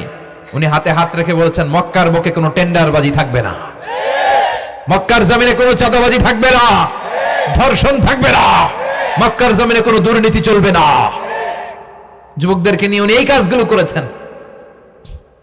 এখন একটার পর একটা আমানত আমরা খেয়ানত করে চলি। আমার সম্পদ আমার আমানত, আমার ছেলে মেয়ে আমার আমানত। আমার ছেলে কার সাথে মিশে, ও ডিশের কোন চ্যানেল দেখে, ও ইউটিউবে কোন সাইট ব্রাউজ করে, এটার ব্যাপারে কিয়ামতের দিন আমার জিজ্ঞেস করবে কে? আল্লাহ। কারণ এটা আমানত। যিনি চেয়ারম্যান, পুরো ইউনিয়ন পরিষদ তার কাঁধে আমানত। যিনি এমপি, ওনার এলাকায় কি ঘটে না ঘটে এটা খোঁজ খবর নেয়, তার আমানত। মেম্বার অফ দ্য পার্লামেন্ট যিনি আছেন এই এলাকার, তার এলাকায় যদি ইয়াবার আড্ডা বসে, গাঞ্জার আসর বসে, এটার দায়ভার তিনি এড়াতে পারেন না। তার এলাকায় ধর্ষণ হলে এটার দায়ভার তিনি এড়াতে পারেন না। এটা তো আমানত। যিনি মন্ত্রী, পুরো মন্ত্রণালয় এটা তার কাঁধে আমানত। যিনি মাননীয় প্রধানমন্ত্রী, আমার 56,000 বর্গ মাইলের প্রতিটা ইঞ্চি মাটি তার হাতে আমানত। এটা অনেক বড় বিষয়। আর মুমিনের বৈশিষ্ট্য হচ্ছে ওয়াল্লাযীনা হুম লিআমানাতিহিম ওয়া আহদিহিম রাউন। যারা বিশ্বাসী তারা কথা দিয়ে কথা রাখে আর আমানতের খেয়ানত করে। এজন্য আমানত পূর্ণ করতে রাজি আছেন? যেখানেই আমানত নষ্ট হবে সেখানেই কিয়ামতের ভয় আছে না নাই? দেখেন বিশ্বনবী কত চমৎকার করে দার্শনিকের মতো বলে গেলেন, যাই বলে গেলেন তার পুরোটাই সমাজের সাথে মিলে যায়। আমরা যেন আমানতের খেয়ানতকারী না হই, আমরা যেন আমানতকে সংরক্ষণ করতে পারি। আল্লাহ তুমি তৌফিক দাও। এরপর বিশ্বনবী বললেন আত-তাতাউল ফিল বুনিয়ান, কিয়ামতের আগে বড় বড় টাওয়ার বানানোর প্রতিযোগিতা শুরু হয়ে যাবে। আছে না নাই? আজকে নারায়ণগঞ্জে ঢুকে, এটা যে নারায়ণগঞ্জ এটা আমি চিনতেই পারতেছি না। এত সুন্দর হাইওয়ে, এত বিল্ডিং, বিশাল বিশাল টাওয়ার, আগে ছিল এগুলো? কথা বলেন। আরব বিশ্বে দেখবেন বুর্জ আল খলিফা, জমজম টাওয়ার, এই টাওয়ার ওই টাওয়ার, একটার পর একটা টাওয়ার। বিশ্বনবী বললেন, কাবার পাশে যে পাহাড়গুলো আছে, শুনতেছেন? মনোযোগ আছে? কষ্ট হচ্ছে না তো? কাবার পাশে যে পাহাড়গুলো আছে, কাবার পাশের টাওয়ারের উচ্চতা যদি পাহাড়ের চেয়ে উঁচু হয়ে যায়, ফাআলাম ফাইন্নাল আমরা কদ আযাল্লাক, জেনে রাখো কিয়ামত বেশি দূরে নাই, কিয়ামতের ছায়া তোমার উপরে ছায়া দিচ্ছে। এখন মক্কা শহরের পাহাড়ের চেয়ে হাইট বেশি এরকম বিল্ডিং আছে না নাই? কাবা ঘরের পাশেই তো একটা আছে, জমজম টাওয়ার, 120 তলা উঁচু। দি মক্কা রয়্যাল ক্লক টাওয়ার 120 তলা, বিশাল বড় ঘড়ি লাগানো। এগুলো সব কিয়ামতের আলামত। ওর 5 তলা, আমার লাগবে 10 তলা। ওর 2টা গাড়ি আছে, আমার লাগবে 4টা গাড়ি। ও তাহাজ্জুদ পরে আমারও যে পড়তে হবে, ওই টেনশন নাই। ওর মেয়ে হেজাব পরে, আমার মেয়েটারও হেজাব পড়াবো, ওই চিন্তা নাই। ওর ছেলে নামাজে যায়, আমার গাঞ্জা খট্টারও নামাজি বানাবে, এই টেনশন করে না। খালি সম্পদ কেমনে বাড়াবে, দুনিয়াবি চিন্তা। এই পৃথিবীটা একটা ধোঁকা। ভুইগরের ভাইরা, এই পৃথিবীটা একটা ধোঁকা। একটু থামেন, sit down and think about death. মৃত্যু সম্পর্কে ভাবেন। The most certain thing in our life is death. আমাদের জীবনের সবচেয়ে সুনির্দিষ্ট নিশ্চিত বিষয়টা হচ্ছে মরণ। মরা লাগবেই, চলে যেতে হবেই, ঠিক কিনা? কিন্তু এই দুনিয়ার মায়াজালে আটকে পড়ে আমরা আখিরাতকে, মৃত্যুকে বেমালুম ভুলতে বসেছি। বিশ্বনবী বললেন, কিয়ামতের আগে মানুষের এই টেন্ডেন্সি হবে, মানুষ বড় বড় ইয়াতাতাওয়ালুনা ফিল বুনিয়ান, people will start to compete constructing high rises building in the cities. সমাজে বড় বড় টাওয়ার বানানো শুরু করে দেবে। এটা আছে না নাই? এরপর বিশ্বনবী বললেন, যুহুরুন নিসা আল কাসিয়াত আল আরিয়াত আল মাইলাত আল মুমিলাত, কিয়ামতের আগে পোশাক পরিহিতা নেকেড উলঙ্গ নারীদের সংখ্যা বেড়ে যাবে। ভুইগরে মাশাআল্লাহ সব পর্দা মেইনটেইন করে, আশা করি। হ্যাঁ, স্থানীয়রা পর্দা করে, আলহামদুলিল্লাহ, আল্লাহ তুমি কবুল করো। কিন্তু গোটা বাংলাদেশের দৃশ্য কি ভুইগরের মতো? না, ভয়ঙ্কর। বিশ্বনবী বললেন, কাসিয়াত আল আরিয়াত আল মাইলাত আল মুমিলাত, পোশাক পরিহিতা উলঙ্গিনী, মানে বোরকাও পড়বে, বোরকাওয়ালি। তিনি বোরকা পড়েন, কিন্তু টাইট ফিটিং বোরকা, আছে না নাই? তো এতে আপনি, আমার মায়েরা, আমার বোনেরা, আমি আপনাদেরকে সবসময় সম্মান দিয়ে কথা বলার চেষ্টা করি, একটু বোঝেন। এই যে আপনি টাইট ফিটিং এর বোরকাটা পরলেন, এতে লাভটা হলো কি? আপনার দেহের উঁচু নিচু ভাঁজ টের পাওয়া যায়, আপনার সৌন্দর্য প্রকাশ পেয়ে যায়। হেজাব আল্লাহ এমনি এমনি দেয় নাই, যার সম্মান বেশি ওটার প্যাকেট বেশি। কথা কন? ডায়মন্ডের আংটি ওই রাস্তার মধ্যে বিক্রি করে না? স্বর্ণের আংটি না, ওইটা স্পেশাল মার্কেটে বিক্রি করে। কোন মার্কেটের সামনে পুলিশ রাইফেল নিয়ে দাঁড়ায় থাকে না, কিন্তু স্বর্ণ মার্কেটের সামনে রাইফেল আছে না নাই? ভিতরে স্পেশাল সিকিউরিটি আছে না নাই? গ্লাস ফিটিং করা, ওইখানে সিকিউরিটি আলাদা, স্পেশাল লকার আছে না নাই? কারণ এটার দাম বেশি, তাই এটার পর্দা বেশি, প্যাকেট বেশি। সুবহানাল্লাহ পড়েন। নারীদেরকে তো ইসলাম মর্যাদা দিয়েছে। বিশ্বনবী বলেছেন, দুনিয়া কুল্লুহা মাতা ওয়া খায়রু মাতা'আদ দুনিয়াল মারআতুস সালিহা। দুনিয়ার সব হলো সম্পদ, আর এই সব সম্পদের মধ্যে সবচেয়ে দামি সম্পদ হচ্ছে নেককার নারী। এদের পেটগুলা খনি। এই নেককার নারীগুলো যদি হেজাব মেইনটেইন করে, এই পেটগুলো থেকে আল্লাহওয়ালা বেরোবে, নাজমুস সাকিব বেরোবে, কারি আহমদ বিন ইউসুফ আল আজহারি বেরোবে, বড় বড় মুফাসসিরে কোরআন বেরোবে। আর যদি হেজাব না করে, জি বাংলা স্টার জলসা নিয়ে মশগুল হয়ে থাকে, হ্যাঁ, টেন্ডারবাজ, চাঁদাবাজ, ডাকাত, এগুলো বেরোবে। ওজনে কম দিবে, খাদ্যে ভেজাল দিবে, মাছে ফরমালিন দিবে, গাঞ্জার টাকার জন্য লাথি মেরে মারে ঘর থেকে বের করে দিবে।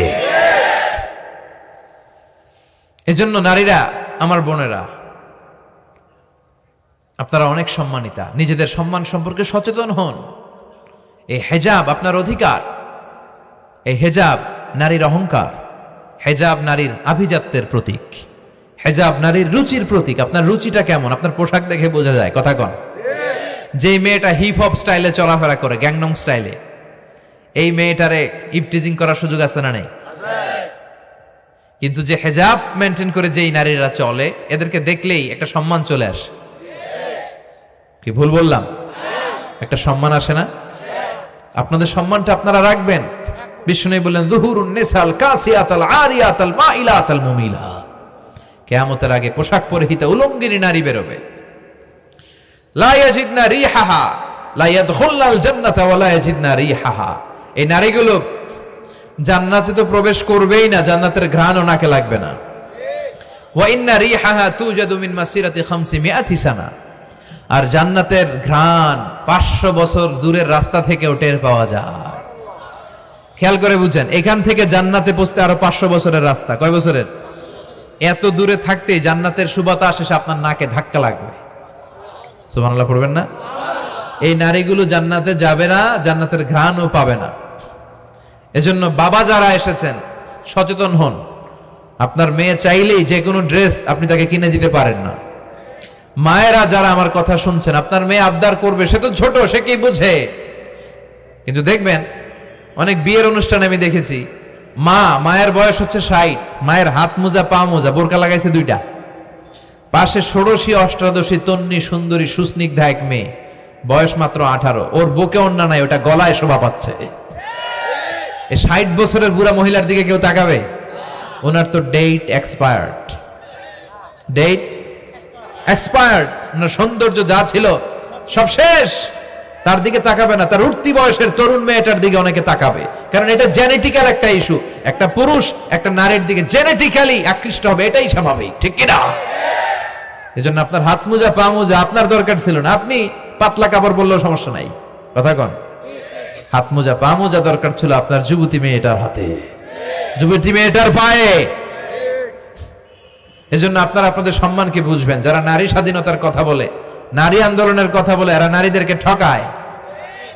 এরা নারীদেরকে বিজ্ঞাপনের বিলবোর্ডে নগ্ন করে উপস্থাপন করে। রাস্তা দিয়ে হাঁটি, চোখ খুলতে পারি না। আমার মায়েরা, এরা আমার দেশের মেয়ে, এরা এই 56,000 বর্গ মাইলের মেয়ে। এই মেয়েগুলোকে উলঙ্গভাবে হাফ নেকেড করে এই সিনেমা হলগুলোর পোস্টারগুলো যে দেয়া হয়েছে, এতে সম্মান বেড়েছে না কমেছে? ওদিকে চোখ তুলে তাকানো যায়? এজন্য নারী স্বাধীনতার কথা যারা বলে, এদের কথায় ফাঁদে পা দিবেন না। এরা আপনাদের সম্মান বাড়াতে চায় না, এরা আপনাদেরকে বিলবোর্ডে উঠাতে চায়, আপনাদেরকে উলঙ্গ করে রূপালী পর্দায় উঠাতে চায়, টিভির পর্দায় আপনাদেরকে নেকেড করে উপস্থাপন করতে চায়। এদের ঘরেই নারীরা বেশি নির্যাতিতা হয়, এদের কাজের মেয়েরাই বেশি নির্যাতিতা। আর সুযোগ পেলে এরা ধর্ষণে সেঞ্চুরি করতে দেরি করে না। এজন্য নারীদেরকে সম্মান দিয়েছে ইসলাম। আমার বোনেরা, আমাদের সম্মান যেন আমরা রাখতে পারি। আল্লাহ তুমি বোঝার তৌফিক দান করো।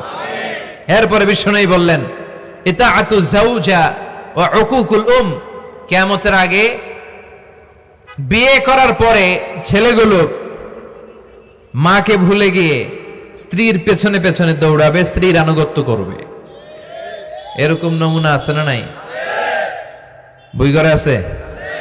হ্যাঁ, মুরব্বী অনেক পজিটিভ, মাশাআল্লাহ। সবকিছুই উনি কিছু কিছু অথবা নাই, এদিক থেকে আওয়াজ আসতেছে আছে, হয়তো কিছু কিছু আছে, কিছু কিছু নাই। জেনারেলাইজ করা ঠিক হবে না। তো এই জন্য মাকে ভুলে যাওয়া যাবে না। মায়ের দোয়া বড় দোয়া। মায়ের দোয়া সবার আগে কবুল। বুলেট মারলে বুলেট মিস হয়, মায়ের দোয়া মিস হয়? খবরদার। স্ত্রী চলে গেলে নতুন স্ত্রী পাওয়া যায়, মা মরে গেলে মা পাওয়া যায়?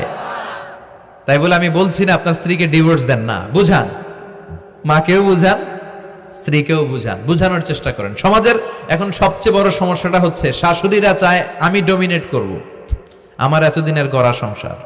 বউ আইসা কয় না, আমি আইছি মাগার, আমি সব খায় ফেলাম। আছে না নাই? এই যে সবাই ডমিনেট করতে চায়, এটা সমস্যা। সমাধানটা কি? সমাধানটা হচ্ছে আমাদের শাশুড়ি যারা আছে সমাজের, তাদের উচিত বৌমাটারে নিজের মেয়ের মতো মনে করা। নিজের মেয়েরা যেখানে বিয়ে দিছে ওইখানে কিন্তু খুব খোঁজ নেয়, মা তোর কি অবস্থা, তোর কষ্ট হইলো কিনা, ইত্যাদি ইত্যাদি। কিন্তু ছেলের বউ করে যারা আনছে এর দিয়ে ইচ্ছে মতো কাজ করা, এরকম ডাকাত আছে না নাই? ডাবল স্ট্যান্ডার্ড, এটা ঠিক না। আর বৌমা যারা আছেন, ঘরের বৌমা, এরা শাশুড়িকে একটু মায়ের মতো মনে করেন না, কারণ একদিন আপনিও শাশুড়ি হতে চলেছেন, একদিন আপনিও শাশুড়ি হবেন। রং ধরা যৌবন জং ধরে শেষ, আপনারও ছেলে হবে, এই ছেলের বিয়ে করাতে হবে, এই ছেলের বউ এসে আপনার ঘরে তাই করবে আপনি আপনার শাশুড়ির সাথে যা যা করেছেন। এই ছোট্ট হিসাবটা বুঝতে চায় না।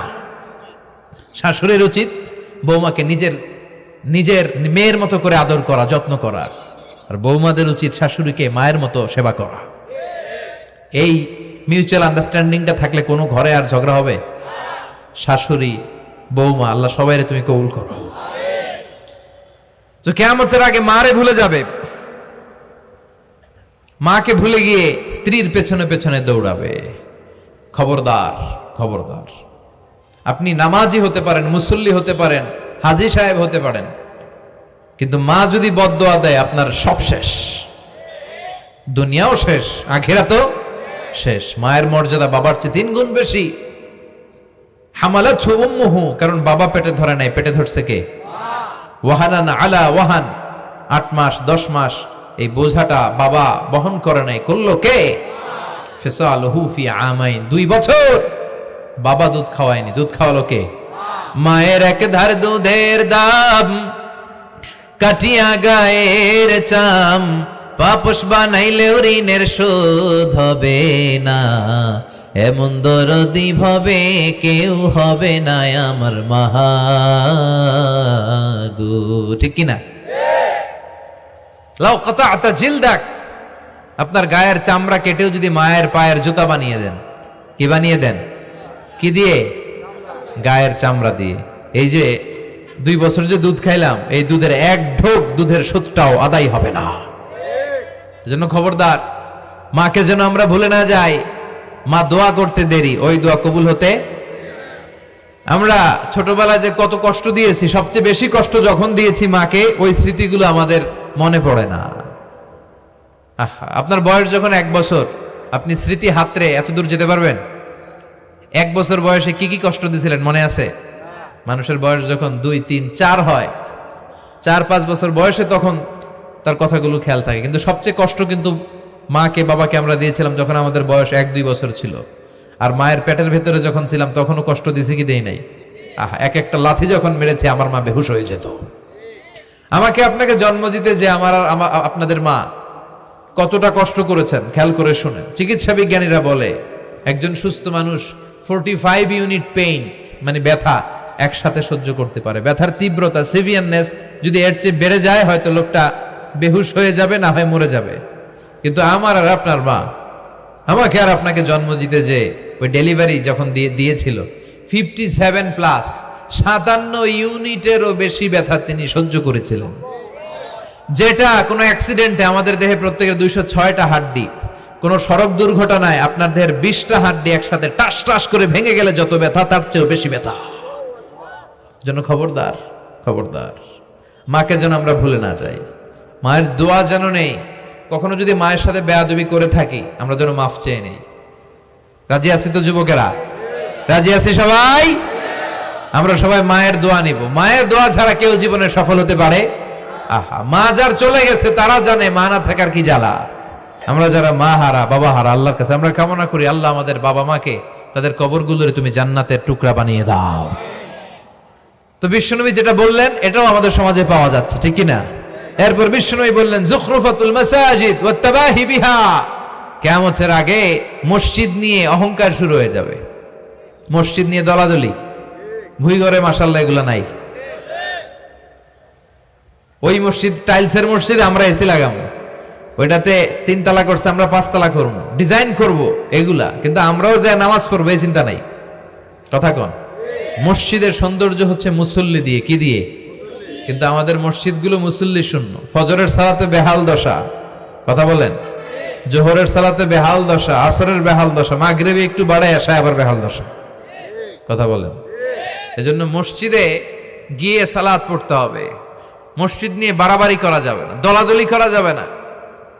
মসজিদকে আমরা এত ডিজাইন করি, এটাও নিষেধ। মসজিদের সামনের দেয়ালে ঘড়ি টড়ি, লাইটিং ফাইটিং এগুলো যত কম দেয়া যায়, তাহলে দৃষ্টিটা ওইদিকে যাবে না। লাইট টাইট সবকিছু পেছনে হবে। যার ঘড়ি দেখা দরকার পেছন থেকে দেখে নেবে, সামনের জায়গাটা হবে ফ্রেশ। কিন্তু এরকম মসজিদ বাংলাদেশে খুঁজেই পাওয়া যায় না, কথা বলেন। বিশ্বনবীর মসজিদ ছিল, বুখারীর বর্ণনা, ওয়াকানা সাকফুল মসজিদে জারিদুন নাখাল, বিশ্বনবীর মসজিদে নববীর ছাদ ছিল খেজুর পাতা দিয়ে তৈরি, ডালা দিয়ে তৈরি ছাদ। আর মসজিদে নববীর ফ্লোর ছিল বালুর ফ্লোর, বৃষ্টি হলে কাদামাটি হয়ে যেত।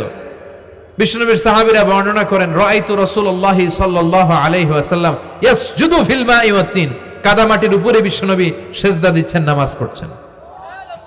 সালাম ফিরিয়ে বিশ্বনবী যখন সাহাবীদের দিকে মুখ ফিরিয়ে বসে তাসবিহ পড়তেন, সাহাবারা বর্ণনা করেন রাআইতু আসারা তিনি ফি জাবহাতিহি, বিশ্বনবীর কপাল মোবারকে আমরা কাদার মাটি দেখতে পেয়েছি। আর আমাদের মসজিদে খালি টাইলস, তোরা ঢাকায় টাইলস, আমরা উজবেকিস্তান থেকে টাইলস নিয়ে আসুন, আছে না নাই? এজন্য মসজিদ দিয়ে যেন আমরা দলাদলি না করি, মসজিদটার যেন হেদায়েতের মার্কাজ বানায়। রাজি আছেন তো? বাচ্চাদেরকে মসজিদে যেতে দিবেন, আমি সব জায়গায় বলি। অনেক মুরব্বীরা আছে বাচ্চাদেরকে মসজিদে ঢুকতে দিতে চায় না, আছে না নাই? বাচ্চা ঢুকাইলে রেগে যায়। রেগে যান কেন? ওর বয়স হতো আপনি মসজিদের দিকে আসার খান নাই, মসজিদের দিকে উল্টায় পরে আসারও তো খান নাই। ও আসতে যাচ্ছে, আসতে দেন। বাচ্চারা মসজিদে আওয়াজ করবে, এতে কোনো সমস্যা নাই, বাচ্চারাই তো আওয়াজ করবে, আপনি করবেন? বাচ্চারা লাফালাফি করলে ভাল লাগে, 80 বছরের বুড়া মানুষ লাফ দিলে ভাল লাগবে? কথা কন, বিশ্রী দেখা যাবে। বাচ্চারা এরকম লাফালাফি করবে।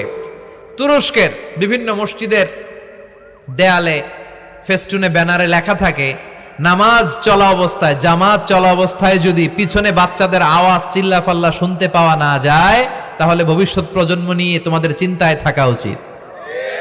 পিছনে বাচ্চাদের আওয়াজ নাই, তার মানে আমার নাতিপুতি, আমার ছেলেমেয়েরা তো নামাজি হচ্ছে না। আর তারাবি নামাজ পড়তেছে, পিছনে চিল্লায় ফাটায় ফলাইতেছে, তার মানে ইনশাল্লাহ ভবিষ্যতে নাতিপুতিরা সবগুলা মুসল্লি হবে। কথা বলেন, বুঝায় দিবেন যে বাবারা দুষ্টামি করিস না, কিছুক্ষণ থামবে আবার শুরু করবে। এটাই বাচ্চাদের সৌন্দর্য, এটা বাচ্চারা করলেই মানায়। বাচ্চাদেরকে যেন আমরা মসজিদে নিয়ে যাই। রাজি আছেন তো? আল্লাহ বুঝার তৌফিক দান করো। বিশ্বনবী বললেন ইয়াতাকারাবুজ জামান তাতাকারাবুল আসওয়াক, কিয়ামতের আগে ইয়াতাকারাবুজ জামান, সময়ের বরকত কমে যাবে। 1 বছর মনে হবে 1 মাস, 1 মাস মনে হবে 1 সপ্তাহ, 1 সপ্তাহকে মনে হবে 1 দিন। কিয়ামতের আগে লোকজন শুধু পরিচিতদেরকে সালাম দিবে, অপরিচিতদেরকে সালাম দিতে চাইবে না। এরকম আছে না নাই? এই মুরব্বী চাচার চিনি, চাচা আসসালামু আলাইকুম, চিনি আসসালামু আলাইকুম, ওদিকে চিনি আসসালামু আলাইকুম। কিন্তু অন্য একটা এলাকায় গেছি, ওখানে কাউরে চিনি না, সালামও দেয় না। বাসে উঠছেন, কাউরে চিনেন না, সালাম দেন না, এরকম আছে না নাই? তো সালাম কি যাদেরকে চিনেন এদের জন্য? কথা কন। আলা মান আরাফতা ওমান লাম তারিফ, যাকে চিনো সালাম দাও, যাকে চিনো না তাকেও দাও। আল বাদিউ বিস সালাম, বিশ্বনবী বললেন আগে আগে দাও। আল বাদিউ বিস সালাম বারিউম মিনাল কিবর, আগে আগে যে সালাম দেয় তার হৃদয় থেকে অহংকার মুক্ত করে দেয় কে? আল্লাহ। অহংকার মুক্ত হওয়ার দরকার আছে না নাই? যার হৃদয়ে যাররা পরিমাণ অহংকার থাকবে সে জান্নাতে প্রবেশ করতে পারবে? কথা বলেন। এজন্য আমরা আগে আগে সালাম দেব। ভুইঘরের ভাইয়েরা ছোটরা বড়দেরকে দিব, বড়রা ছোটদেরকে দিব, হাজবেন্ড ওয়াইফকে দিব, ওয়াইফ হাজবেন্ডকে দিব। রাজি আছেন তো? আজকে যারা স্বামী যারা আসছেন, বাড়িতে যেই ভাবির আগে সালাম দিবেন। রাজি আছেন? আপনি আগে সালাম দিবেন, এটা দেখে আপনার স্ত্রী লজ্জা পেয়ে আপনার আগে দিবে। এগুলো দেখে বাচ্চারা সালাম শিখে ফেলবে। সুবহানাল্লাহ কইবেন না? আমরা কি চাই না আমাদের ফ্যামিলিগুলো এরকম সুন্দর হোক? আমরা কি চাই না আমাদের ফ্যামিলিগুলো জান্নাতি হোক? এরপরে বিশ্বনবী বললেন খুতাবুকুম তাবিলা সালাওয়াতুকুম কাসীরা, কিয়ামতের আগে খুতবাগুলো লম্বা হবে আর সালাতগুলো খাটো হয়ে যাবে। এই যে বক্তব্য লম্বা, নামাজ হয়ে যায় খাটো, আছে না নাই? হুজুর ওয়াজ করেন, ওয়াজ টেস্ট লাগে, নামাজ টেস্ট লাগে না, আছে না নাই? এশার নামাজে পড়ে না, ফজর নামাজে পড়ে না, রাত 2টা পর্যন্ত ওয়াজ শুনে, আছে না নাই? এরকম করা যাবে না। নামাজ কামাই করা যাবে না। সবার আগে হবে নামাজের হিসাব। নামাজের হিসাব ঠিক তো আপনার পুরো আমল নামা ঠিক। নামাজে ভেজাল তো সব জায়গায় ভেজাল। প্রথম হিসেব নেওয়া হবে এই সালাতের, খবরদার। এরপরে বিশ্বনবী বললেন লা ইউকাসসামুল মিরাস আলা ওয়াজহিন সাহিহ। বিশ্বনবীর হাদিস থেকে এরকম বর্ণনা পাওয়া যায়, এর মাফহুম হচ্ছে লা ইউকাসসামুল মিরাস আলা ওয়াজহিন সাহিহ, সহি পদ্ধতিতে মিরাজ বন্টিত হবে না। লিযযাকারি মিসলু হাযযিল উনসায়াইন, সব বাবাদেরকে আল্লাহ বললেন উত্তরাধিকারের বন্টন নীতি তুমি মেনে ছেলে মেয়েদের মধ্যে বন্টন করে দিবা। ছেলের দিবা যদ্দুর, মেয়ের দিবা অর্ধেক। কার আইন? কথা বলেন, আইনটা কার? ছেলেরে যদি 2 লাখ দেন, মেয়েরে চিল্লায় বলেন, ছেলে 2 লাখ পেলে মেয়ে কয় লাখ? ছেলে 4টা বাড়ি পেলে মেয়ে কয়টা বাড়ি? অনেক বাবা আছে মেয়েরা কয় মা তোর বাইরে সব দিয়ে দিলাম, তোর লেগে দোয়া করে দিলাম। মেয়ের লেগে কি করে দেয়? আর ভাইয়েরে সব দিয়ে দেয়। এগুলো ডাকাত। এগুলো কি ভুই ঘরে? মাশাআল্লাহ এরকম ডাকাত টাকাত নাই। দোয়া তো আপনি সবাইরই করবেন।